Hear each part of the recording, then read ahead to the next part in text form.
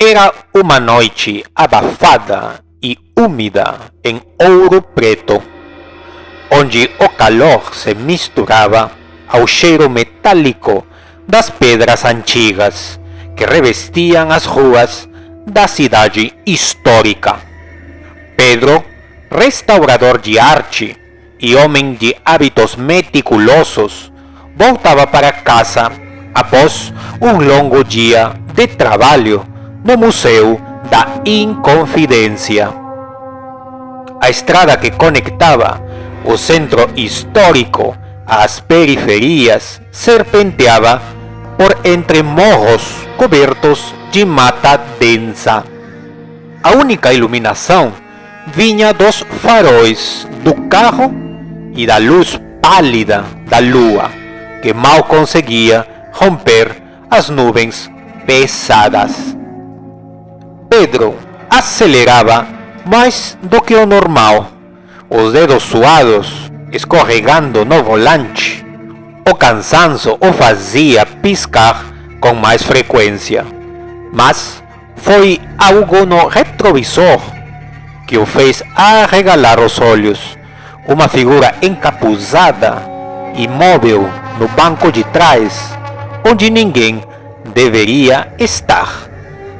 O reflexo durou uma fração de segundo, mas foi o suficiente.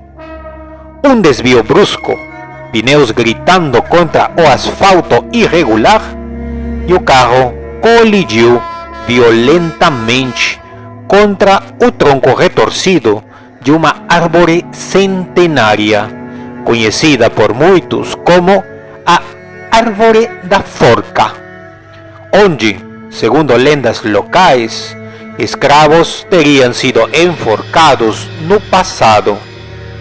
O impacto foi seco, um estalo que ressoou como o estalar de ossos quebrando. Pedro perdeu a consciência, com o gosto ferruginoso de sangue escorrendo pela garganta. Quando acordou, não era o mesmo. Dias depois, no hospital de Ouro Preto, Pedro abriu os olhos pela primeira vez. O ambiente tinha um cheiro acre de éter e mofo, misturado ao zumbido constante das máquinas. As paredes descascadas pareciam pulsar, como se respirassem junto com ele. Mas o que mais o perturbava não era o ambiente decadente, eram as vozes. No começo, eram apenas sussurros quase inaudíveis, como o som do vento passando pelas frestas invisíveis. Mas logo se tornaram mais claras, sibilantes, acusatórias. Chamavam seu nome em tons diversos, algumas suaves, quase infantis, outras carregadas de ódio e dor. Você sabe o que fez, Pedro. Ele tentou ignorar. Disseram que era efeito do trauma craniano, que passaria com o tempo, mas as vozes não o deixavam. Quando voltou para casa, a situação só piorou. Nas madrugadas, o som parecia sair das paredes da velha casa colonial que ele herdara dos avós. Vozes que sussurravam nomes de pessoas que ele não reconhecia, mas que, estranhamente, pareciam familiares. Na primeira semana, as vozes começaram a descrever cenas de crimes que assolavam a cidade. O desaparecimento de um comerciante conhecido, o sumiço de uma jovem turista francesa que havia visitado Ouro Preto para estudar arte. Pedro, cético, achou que era coincidência, que sua mente estava pregando peças, mas os detalhes eram específicos demais. Com o passar dos dias, Pedro não conseguiu mais ignorar. A curiosidade misturada ao medo crescente o empurrou para uma espiral de investigação insana. Ele começou a frequentar os locais mencionados pelas vozes, visitou a loja do comerciante desaparecido e percebeu que havia algo perturbador nos becos próximos, como se a própria cidade estivesse guardando um segredo. Em uma noite chuvosa, Pedro seguiu um dos sussurros que ecoavam em sua mente até o beco do Rosário, uma viela esquecida, onde as pedras escorregadias pareciam tingidas de sangue antigo. Ali, ele teve uma visão. Viu-se arrastando algo pesado, um corpo. O cheiro de carne em decomposição quase o fez vomitar, embora nada estivesse ali. Ou estaria? No dia seguinte, a polícia localizou o corpo do comerciante exatamente onde Pedro vira a visão. O estômago dele se revirou. Como ele poderia saber disso? As vozes não eram delírios, elas eram lembranças.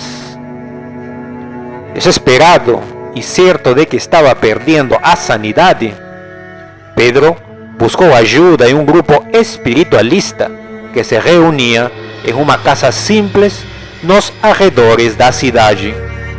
O médium, um homem de olhos profundos e sorriso macabro, ouviu a história de Pedro em silêncio. Quando a sessão terminou, ele o encarou com uma expressão que misturava pena e temor. As vozes não vêm de fora, Pedro. Elas vêm de dentro. Você já sabe o que fez. A negação foi instantânea. Pedro levantou-se, furioso, e deixou o local. Mas as palavras do médium ecoaram mais alto do que qualquer sussurro. Naquela noite, ele não conseguiu dormir.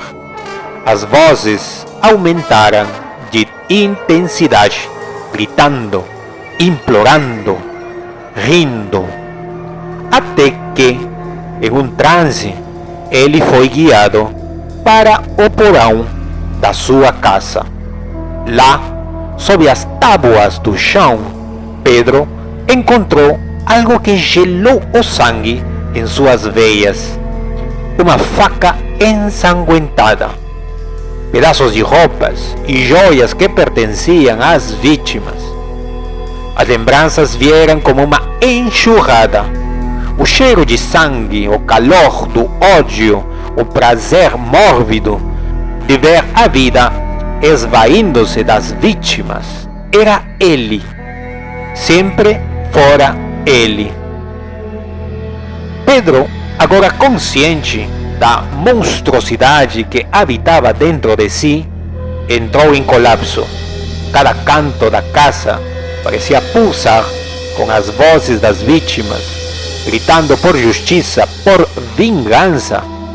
Os rostos das pessoas que ele havia tirado da vida apareciam nos reflexos das janelas, nos espelhos, até no vapor que subia do café que ele já não conseguia mais beber. Ele tentou apagar as provas, mas cada tentativa parecia inútil. A cidade inteira parecia observá-lo. As ruas estreitas murmuravam segredos. As igrejas o condenavam com seus sinos fúnebres. O peso da culpa era insuportável.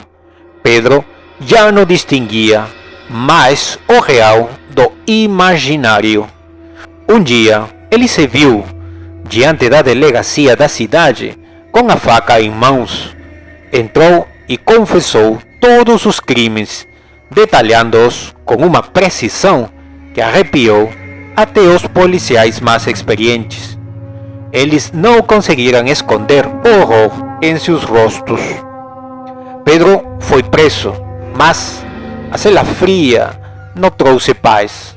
O verdadeiro castigo não era a privação de liberdade, era o eco incessante das vozes que agora o acompanhavam a cada segundo. Elas não sussurravam mais, gritavam, repetiam os últimos momentos das vítimas, as súplicas, os gemidos, o silêncio final. Mas o mais perturbador não eram as vozes das vítimas, era a própria voz de Pedro, sussurrando em seu ouvido dia e noite: você não merece perdão, nunca mereceu. Na sombria solidão da prisão, Pedro entendeu que a verdadeira punição não era a morte, era viver com o peso de cada vida que ele ceifou, com o som eterno dos ecos do seu próprio inconsciente. E em Ouro Preto, as ruas continuam silenciosas, mas quem ouvisse com atenção suficiente podia jurar que, nas noites mais escuras, a cidade ainda sussurrava o nome dele.